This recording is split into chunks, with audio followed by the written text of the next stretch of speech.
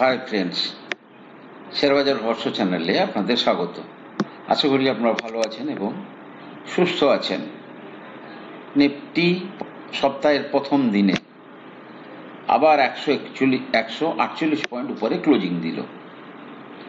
একইভাবে bank Nifty 54,106 অর্থাৎ 313 point উপরে ক্লোজিং দিয়েছে।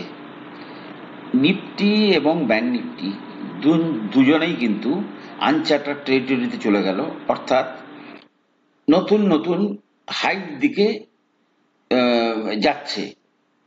অতএব কোথায় রেসিস্ট্যান্স পাবে? সাইকোলজিক্যালি 26,000 একটা এর জন্য রেসিস্ট্যান্স, কার জন্য? নিফটির জন্য। অন্যদিকে ব্যাংক নিফটির জন্য 54,500 সাইকোলজিক্যাল রাউন্ড ফিগারের একটা রেসিস্ট্যান্স থাকে। আজকে ডোমেস্টিক ইনস্টিটিউশনাল ইনভেস্টর তারা 1,023 কোটি টাকার বাই করেছে, আর এফআইআই 404 কোটি টাকার বাই করেছে, অর্থাৎ নেট ইনস্টিটিউশনাল ইনফ্লো প্রায় 1500 কোটি টাকার মতো। এবারে যদি আমরা নিফটির চার্টটা দেখি এবং ব্যাংক নিফটির চার্টটা দেখি, ওকে, এটা নিফটির মান্থলি ক্যান্ডেল, মান্থলি চার্ট। ওকে, তাহলে নিফটি এখন আনচার্টার্ড টেরিটরিতে কোথায় গিয়ে ঠেকবে নোবডি নোজ। কিন্তু মেন জিনিস যেটা হচ্ছে, ব্যাংক নিফটি জাস্ট তার প্রিভিয়াস যে হাই ছিল 53,212 তাকে ভেঙে কিন্তু উপরে যাওয়া শুরু করেছে, এবং ব্যাংক নিফটি উপরে যাওয়ার যে পটেনশিয়াল আছে এখনো ভালোভাবে, তার পেছনে মূল কে কান্ডারি। দুটো যদি শেয়ার দেখি আমরা, এক হচ্ছে এইচডিএফসি ব্যাংক। আপনি যদি দেখেন এইচডিএফসি ব্যাংক এখনো এই সবে তার প্রিভিয়াস হাই থেকে উপরে যেতে শুরু করলো, ঠিক আছে? অর্থাৎ এরা কিন্তু চাইলে, এরা বলতে এইচডিএফসি ব্যাংকের চার্ট দেখছেন, আমরা কিন্তু এইচডিএফসি ব্যাংক দীর্ঘদিন ধরে কিন্তু আপনাদের বলেছিলাম যে আপনারা বাই করুন, ভালো রিটার্ন পাবেন। অন্যদিকে কোটাক ব্যাংক ও তাকে সঙ্গ দিচ্ছে। কোটাক ব্যাংক দীর্ঘ বেশ কয়েক বছর তার শেয়ার হোল্ডারদের কোনো রিটার্ন দেয়নি। এবারে কোটাক ব্যাংকও কিন্তু তার দীর্ঘ কনসলিডেশন, অর্থাৎ প্রায় 20 সাল থেকে যে কনসলিডেশন চলছে, এখনো কিন্তু তার যে পিক সেটা কিন্তু এখনো তারা ভাঙেনি, ঠিক আছে? যদি দেখা যায় কোটাক ব্যাংকের যে 2021-এর যে হাই, সেটা ছিল প্রায় কোথায় 2248। এক্ষেত্রে কোটাক ব্যাংক এখনো পর্যন্ত ধরুন মিনিমাম টার্গেট তো 2242, তারপরেও তার কিন্তু উপরে যাওয়ার সম্ভাবনা বেশি আছে। অর্থাৎ এইচডিএফসি ব্যাংক এবং কোটাক ব্যাংক চাইলে ব্যাংক নিফটিকে এখান থেকে কিন্তু আরামসে অনেক উপরে নিয়ে যেতে পারে। ব্যাংক নিফটি যদি উপরে যায় তাহলে দেখা যাবে কি, ব্যাংক নিফটির সাপোর্টে, শুধু ব্যাংক নিফটির ওয়েটে যে নিফটিও আরো বেশ কিছুটা উপরে গেলেও যেতে পারে। আর ব্যাংক নিফটির এই উপরে যাওয়ার পেছনে, বা ব্যাংক নিফটির এই শেয়ারগুলো উপরে যাওয়ার পেছনে মূল লজিক কি না, ইন্টারেস্ট রেট সাইকেল যত সফট হবে, অর্থাৎ যত আরবিআই ইন্টারেস্ট রেট কাট করবে, তত কিন্তু ব্যাংকিং সেক্টরের মার্জিন বৃদ্ধি পাবে, এবং তারা যখন কোনো র্যালি দিচ্ছে তখন কিন্তু একটা ভালো র্যালি দিয়েই কিন্তু তারা ক্ষান্ত হবে। সুতরাং যাদের কাছে ব্যাংকিং সেক্টর আছে তারা কিন্তু হোল্ড করুন। আর কোটাক ব্যাংকেও কিন্তু এখনো পর্যন্ত আপনারা চাইলে কম বেশি কেনাকাটা করতে পারেন। আচ্ছা, তাহলে এই হলো নিফটি এবং ব্যাংক নিফটির ইতিহাস। আচ্ছা, রিসেন্ট মার্কেটে, নট অনলি রিসেন্ট, দেখুন প্রতিবারে বুল মার্কেটে অপারেটররা বা মার্কেটের একটা সেকশন নতুন নতুন ফন্দি নিয়ে আসে রিটেল প্লেয়ারদেরকে ট্র্যাপ করার জন্য। নতুন নতুন ফন্দি, এবারের যে ফন্দি সেটা হচ্ছে কি না, সুইং ট্রেডিং ট্র্যাপ।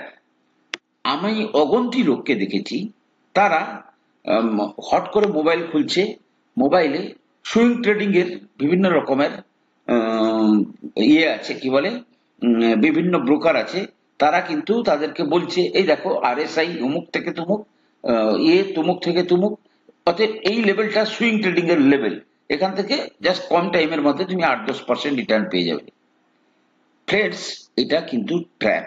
মার্কেট কিন্তু আমি এও দেখেছি, একবার সে 10,000 টাকা প্রফিট পেয়েছে, পরে সে আবার একটা 7,000 টাকা প্রফিট পেয়েছে, ধরুন তার ক্যাপিটাল হচ্ছে 2 লাখ টাকা, আবার কিন্তু সে যখন ফেসে গিয়েছে তখন কিন্তু সে 50,000 টাকার উপরে ফেসে গিয়েছে, এবং এমন কিছু কিছু শেয়ারে ফেসে গেছে যে সেখান থেকে সে বেরোতেও পারবে না, এবং যত লস নিচে যাবে তত সে, তার মনে হবে আরেকটু উপরে যাক, আরেকটু উপরে যাক, বিক্রি করে দেবো, আরেকটু উপরে যাক, কিন্তু ফাইনালি তাকে কিন্তু লস নিয়ে 2 বছর 2.5 বছর বসে থাকলেও থাকতে পারে। তো এক্ষেত্রে সুইং ট্রেডিং এর ক্ষেত্রে দেখুন, কোন রকমের ইনকামের জন্য আপনার বেসিকটা ক্লিয়ার হওয়া উচিত। বেসিকটা কি, আমরা এখানে যেটা বলি যে 20% সিএজিআর হারে যদি আপনি ইয়ারলি গ্রো করছেন, that is the maximum income you can do যে কোনো লোকের তুলনায়। 20% যদি আপনি গড়ে সাস্টেনেবল বেসিসে রিটার্ন আনতে পারছেন, তাহলে কিন্তু সেটাই যথেষ্ট। তাহলে আমি যখন সুইং ট্রেডিংটা করতে যাচ্ছি, আমার অবজেক্টিভটা কি? আমি যদি সারা বছরের জন্য, তো আমাকে প্ল্যানটা করতে হবে, তাহলে আমার সারা বছরের অবজেক্টিভটা কি? আমি একবার ইনভেস্ট করলাম, আমি মানলাম 5% 7% আপনি রিটার্ন পেলেন, কিন্তু সেখানটাতে কিন্তু আপনার অবজেক্টিভটা ক্লিয়ার নয়। এবারে আমি যদি বলি, এবারে আপনি যদি চান, তাহলে ধরুন সুইং ট্রেডিং করতে চাইছেন, তাহলে সুইং ট্রেডিং এর জন্য নাও এবারে আমি যদি আপনাদেরকে দেখাই যে আজকে ধরুন কোটাক মহিন্দ্রা ব্যাংক, ঠিক আছে, এখানে একটা চার্ট দেখা যাচ্ছে, যে চার্টে কিন্তু আপনার কাছে কিন্তু সম্ভাবনা অত্যন্ত প্রবল। তাহলে আপনি পুরো চার্টটা বুঝেছেন, আপনি তার গত 5 বছরের হিস্ট্রি বুঝেছেন। নাও এখানে আপনি যদি 1 লাখ টাকা লাগান, তাহলে আপনি চাইলে কিন্তু, যদি আপনি ধরুন 15 দিন 20 দিন পরে দেখা গেল এখান থেকে কোটাক ব্যাংক আপনার 10% জাম্প করলো, ঠিক আছে, এখান থেকে 10% জাম্প করাটা কোনো ব্যাপার না। আপনি সেক্ষেত্রে কি করলেন, আপনি আপনার 50% ক্যাপিটালকে তুলে নিলেন, ঠিক আছে। দেন যদি র্যালি ফার্দার হয়, তাহলে আপনার যতটুকুই, ধরুন আপনি যদি 1 লাখ টাকার উপরে যদি 20%ও প্রফিট পান, 20,000 টাকা, তাহলে সেক্ষেত্রে আপনি আপনার আসল বের করে নিয়ে কোটাক ব্যাংকে আপনি আপনার 20,000 টাকা রেখে দিলেন। So that should be the style of, কি বলে, সুইং ট্রেডিং। এটা নয় যে ধরুন আমি যেমন বলছি, ধরুন ইরেডা, এই সমস্ত শেয়ারে প্রচুর লোককে কিন্তু সুইং ট্রেডিং করে ফাঁসানো আছে, প্রচুর লোক, নট মানে কি, আমি তো কম বলবো না, প্রচুর প্রচুর। আপনি যদি উইকলি ক্যান্ডেল দেখেন, এবারে উইকলি ক্যান্ডেল দেখে দেখুন এখানে আপনি সুইং ট্রেডিং করার সুযোগটা কোথায় পেয়েছেন। ইয়েস, সুইং ট্রেডিং করার সুযোগটা পেয়েছেন, ধরুন আপনি এই জায়গাতে কিনেছেন 126-এ কিনেছেন, আমি ধরেই নিলাম আপনি ম্যাক্সিমাম প্রফিট পেয়েছেন, 177 অব্দি গেছে, কিন্তু তারপরে আপনাকে যখন দেখাচ্ছে যে শেয়ারটা উপরে যাচ্ছে, তখন আপনাকে আবার কেউ সেখানে এন্ট্রি করিয়ে দিয়েছে, এবং আপনাকে এক্সিট রুট কেউ বলেনি। সেক্ষেত্রে কি হচ্ছে, আপনি আরামসে কিন্তু ফেসে যাচ্ছেন। আপনি আরামসে 10-15% যখন ফেসে যাবেন, তখন কিন্তু আপনার মধ্যে মানে কোনো রকমের কোনো কনফিডেন্স আর থাকবে না। সুতরাং শুধু কিছু ইন্ডিকেটর এবং যে কোনো শেয়ারে যখন খুশি ঢুকে সুইং ট্রেডিং থেকে দূরে থাকুন। পুরো চার্টটা বুঝেছেন, যেমন বললাম কোটাক মহিন্দ্রা ব্যাংক, যেমন আমি বললাম এইচডিএফসি ব্যাংক, এখানে আপনি বুঝেছেন, এবং এখানে আপনার পক্ষে যেটা সাপোর্ট হচ্ছে সেটা কি না, এইচডিএফসি ব্যাংকে যদি আমি ফেসেও যাই, এইচডিএফসি ব্যাংক ধরুন গত 3-4 বছর কোনো রিটার্ন দেয়নি, অতএব আমি যদি ফেসেও যাই, তাহলে আমার ফেসে যাওয়ার পেছনে যে রিস্কটা থাকবে সেটা কিন্তু বেশি দিন নয়, কারণ এটা কিন্তু আলটিমেটলি উপরে যাবে। সুতরাং যখন যদি আপনাকে কেউ সুইং ট্রেডিং এর জন্য বলেও, কোনো ইন্ডিকেটর দেখিয়েও, সেক্ষেত্রেও আপনার সিদ্ধান্ত হওয়া উচিত যে আপনি চার্টটাকে বুঝেছেন এবং আপনার সুইং ট্রেডিং এর পুরো জিনিসটা আপনি ক্যালকুলেট করে নিয়েই কিন্তু আপনি সেক্ষেত্রে সুইং ট্রেডিং এ ঢুকবেন।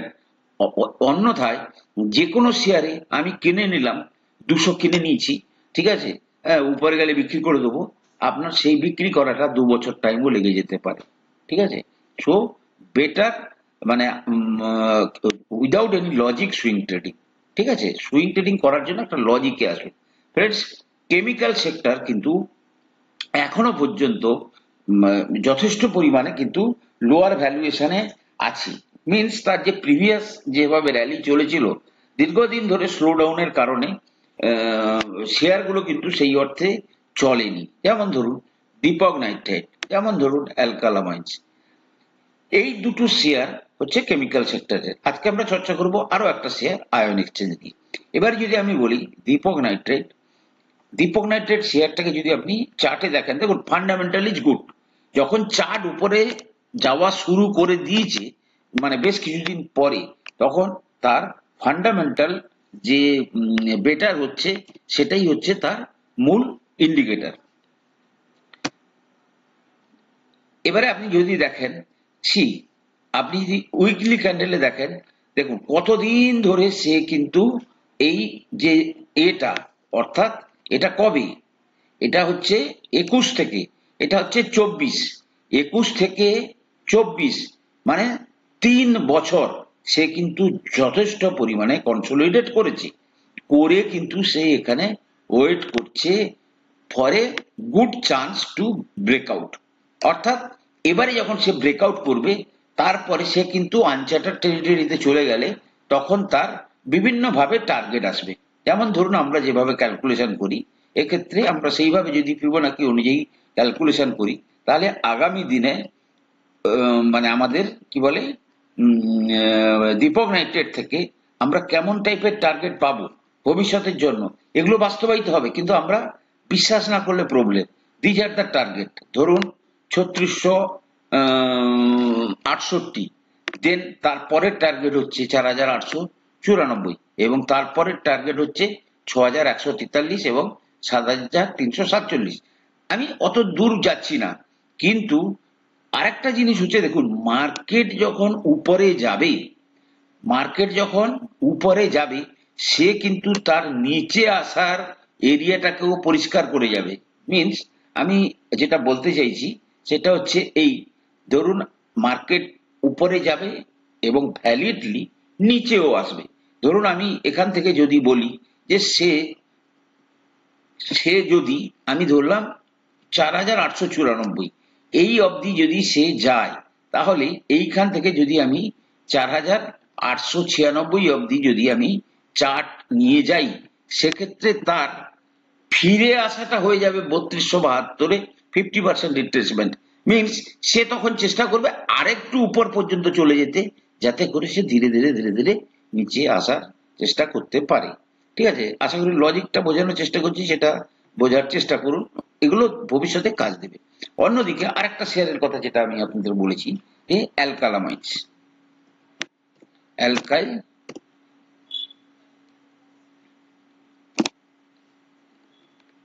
একই, মানে কেমিক্যাল সেক্টরে ইন্টারেস্ট সেক্টর, যে ইন্টারেস্ট রেট যেহেতু সফট হচ্ছে, সেক্ষেত্রে কিন্তু এই সমস্ত শেয়ার, দেখুন এর ক্ষেত্রে জিনিসটা একটু অন্যরকম। এ কিন্তু সবে মাত্র মানে চার্টটা তৈরি করা শুরু করেছে, লোয়ার লেভেল থেকে সে কিন্তু চার্টটা তৈরি করা শুরু করেছে। এবারে দেখুন সে হাই গেছিল কততে, সে হাই গেছিল 4600-তে, সেখান থেকে কিন্তু সে লো এসছে ধরুন 1800 টাকার কাছাকাছি। ওকে, এবারে সে 1800 থেকে over a period of time, এও সেই একই ব্যাপার, 21 থেকে কিন্তু সে কোনো দেয়নি, কারেকশন মানে রিটার্ন দেয়নি কাউকে। এবারে এ যখন এখান থেকে উঠতে শুরু করবে, এবারে দেখুন বড় বড় ভলিউমের ক্যান্ডেল তৈরি হচ্ছে। এবারে যখন বড় বড় ভলিউমের ক্যান্ডেল তৈরি হবে, আপনি দেখবেন 10%, 15% কারেকশন, মানে উঠতে উঠতে কোথায় চলে যাবে। আপনারা দেখেছেন আইইএক্স, এই সেদিন দেখছিলাম 140 টাকাতে, আজকে হয়ে গেছে 240। মার্কেট এভাবেই চলে, কিন্তু আপনাকে কিন্তু প্রপার টাইমে প্রপার ডিসিশনটা নেওয়াটাই হচ্ছে মূল ফ্যাক্টর। এখনো পর্যন্ত অ্যালকালামাইন্স এবং দীপক নাইট্রেটে আপনারা কিন্তু প্রতি মাসে কম কম কিনতে পারেন। পরে ধরুন আপনি যদি মনের মধ্যে ভাবনাটা রাখেন যে আমি 2 বছরের জন্য কিনছি, আপনি অবশ্যই ভালো রিটার্ন পাবেন। আর আয়ন এক্সচেঞ্জ নিয়ে মেন জিনিস হচ্ছে, দেখুন অনেক কোম্পানি এখন তৈরি হয়েছে যারা ইপিসি বিজনেস করে। কালকে আমি ইপিসি নিয়ে আপনাদের বলেছি। EPC in the sense engineering, procurement and construction. এবারে বিভিন্ন ফিল্ডের ইপিসি, যেমন ধরুন জল সংক্রান্ত ব্যাপারে, যেমন আমি আয়ন এক্সচেঞ্জের তার নিজের যে ওয়েবসাইট, সেখানে আমি দেখাচ্ছি, দেখুন একটা ডায়াগ্রাম করে total water and environment management solution তারা কি তৈরি করতে পারদর্শী, তাকে একটা পরিবেশ দেওয়া হয়েছে। ঠিক আছে, এবারে এখানে জল আছে, ঠিক আছে, আজকে এই ধরনের জল হতে পারে, এটা কোথাকার জল, ক্যানেলের জল, ক্লিয়ার, তাকে এই পরিবেশ দেওয়া হয়েছে। সে এবারে টোটাল এরিয়ার মধ্যে পুরো স্ট্রাকচার তৈরি করবে, যাতে করে মানে এমন ভাবে সে প্ল্যান করবে, প্ল্যান করার পরে তাকে যে অর্ডারটা দিয়েছে, এই হচ্ছে আমার প্ল্যান, এইভাবে আমি সুন্দর জল বাড়িতে বাড়িতে দিতে পারি, এইখানে আমার এটা থাকবে, এইখানে আমার মানে বর্জ্য রিলিজ হবে, এইখানে অমুকটা হবে, এইখানে তমুকটা হবে। এবারে দেখুন সেই মতো করে কিন্তু তারা প্রজেক্ট পায়, তারা প্রজেক্টের ড্রয়িং করবে, তারা প্রজেক্টটাকে কি বলে, প্রজেক্টের জন্য যে সমস্ত দ্রব্য সামগ্রী লাগবে সেগুলোকে প্রকিউর করবে এবং সেগুলোকে কনস্ট্রাক্ট করে কিন্তু তারা ছাড়ে। এবারে আপনাকে বুঝতে হবে যে আজকে যদি আপনি অন্যভাবে দেখুন, এগুলো ধরুন এই যে স্ট্রাকচারটা যেটা দেখা যাচ্ছে, এই স্ট্রাকচারের মধ্যে আপনি কিটা বুঝতে পারছেন যে এটা একটা কিন্তু একটা অর্গানাইজ জায়গাতে করাটা অত্যন্ত সুবিধে। ধরুন একটা ছোট টাউনশিপ তৈরি হচ্ছে, যেখানে করাটা সুবিধা, কিন্তু আজকে যেটা হিউজলি মানে যেটা অত্যন্ত বেশি পরিমাণে দরকার, আজকে যদি আপনি আমি উদাহরণস্বরূপ দিতে বলছি যে গ্রামীণ ভারত, আপনি যদি গ্রামীণ পশ্চিমবঙ্গের কথা বলেন, ধরুন আজকে জল, এই বৃষ্টির সময়ে আপনার জলের যে নিকাশি সিস্টেম বা সেই নিকাশি টাইমে যে বাইরের জল আসছে, তখন সেই মুহূর্তে সেই জলকে ফিল্টার করে কি করে বাড়িতে বাড়িতে যাবে, যদি সারা ভারতবর্ষ জুড়ে এই প্রজেক্টকে বাস্তবায়িত করার ছবিটা আপনার মনের মধ্যে দৃঢ়ভাবে গেঁথে যায়, তবে কিন্তু একটু দীর্ঘমেয়াদী প্ল্যানে আপনি কিন্তু এই সমস্ত শেয়ারে অল্প অল্প করে আপনাকে কিন্তু আজ থেকে কেনা শুরু করতে হবে। নট দ্যাট আমি 1 বছর পরে রিটার্ন পেয়ে গেলাম কি 2 বছর পরে রিটার্ন পেয়ে গেলাম। এগুলো হচ্ছে আপনাকে ভাবনা চিন্তা করে আস্তে আস্তে নিতে হবে। এক্ষেত্রে আমি যদি দেখি আয়ন এক্সচেঞ্জের যে চার্ট চার্ট কিংবা তার বর্তমান ভ্যালুয়েশন, সেটা কিন্তু খুব বেশি যে অ্যাট্রাকটিভ আমি সেটা বলবো না, কিন্তু এরা কিন্তু সারা পৃথিবী জুড়ে এই ধরনের প্রজেক্টকে বাস্তবায়িত করে, সারা পৃথিবী জুড়ে তারা কিন্তু এই প্রজেক্টকে বাস্তবায়িত করে। এবারে এক্ষেত্রে যদি দেখা যায় এই যে শেয়ারটা ধরুন গত 1 বছর ধরে কিন্তু কনসোলিডেট করছে, গত 1 বছর আগেকার লেভেলে কিন্তু পাওয়া যাচ্ছে। এবারে আমি যদি কনফিডেন্ট হই, আমি যদি মনে করি যে ইয়েস এই বিজনেস মধ্যে পোটেনশিয়াল আছে, তাহলে কিন্তু আমি এই শেয়ারে কিন্তু অল্প অল্প করে পজিশন নেব।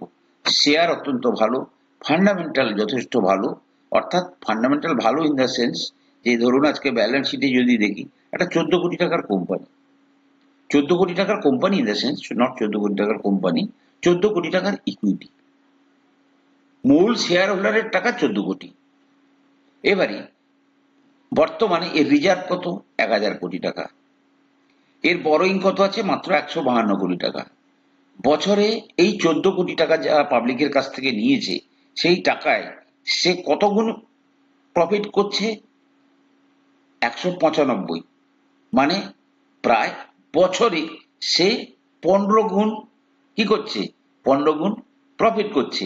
এবারে যেহেতু সে 15 গুণ প্রফিট করছে, তাই তার ভ্যালুয়েশন ওই রকম ভাবে দেখা যাচ্ছে।